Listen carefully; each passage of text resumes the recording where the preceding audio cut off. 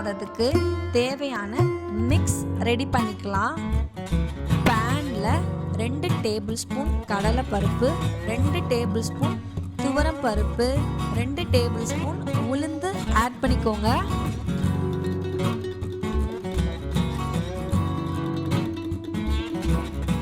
கூடவே 1 teaspoon pepper, 1 teaspoon வெந்தயம், 1 teaspoon சீரகம் ஆட் பண்ணிக்கோங்க.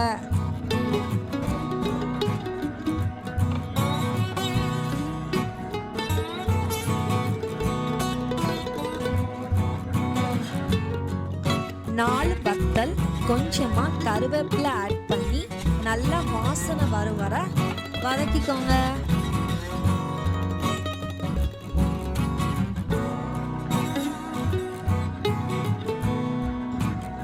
வதக்கின ஐட்டம்ஸை மிக்சியில் அரைச்சி எடுத்து வச்சுக்கோங்க.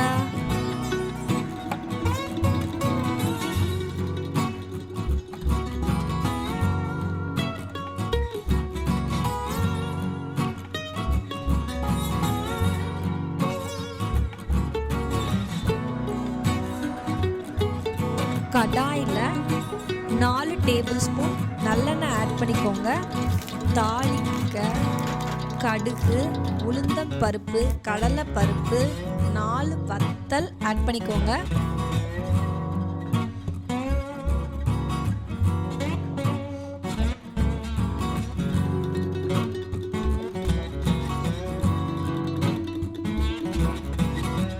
கூடவே 4 பல் பூண்டு ஆட் பண்ணிக்கோங்க. கொஞ்சமா கருவேப்பிலை, பெருங்காயத்தூள் ஆட் பண்ணிக்கோங்க.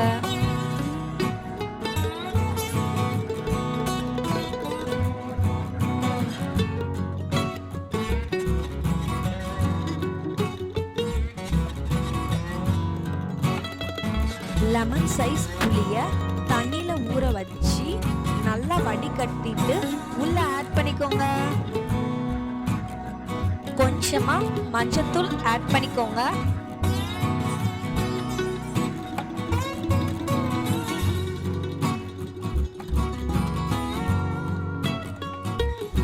தேவையான உப்பு போட்டுக்கோங்க.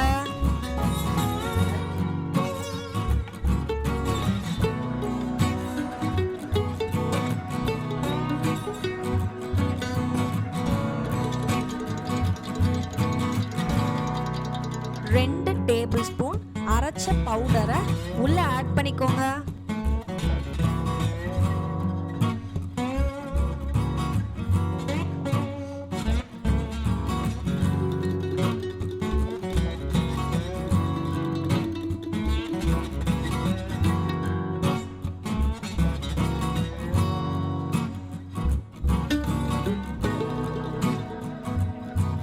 புளி தண்ணி நல்லா கொதிச்சு எண்ணெய் பிரிஞ்சு வரும்.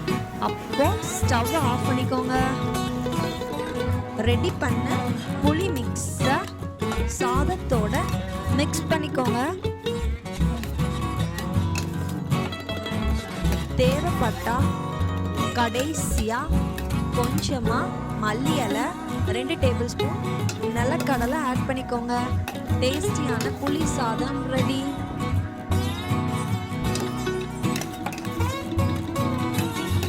உருளைக்கிழங்கு ஃப்ரை பண்ணுறதுக்கு உருளைக்கிழங்கை நீள நீளமாக கட் பண்ணிக்கோங்க. 1 டீஸ்பூன் வத்தத்தூள், கொஞ்சமாக மஞ்சத்தூள், தேவையான உப்பு ஆட் பண்ணிக்கோங்க. 2 டேபிள் ஸ்பூன் கார்ன்ஃப்ளவர் ஆட் பண்ணி நல்லா மிக்ஸ் பண்ணிவிட்டு எண்ணெயில் ஃப்ரை பண்ணிக்கோங்க.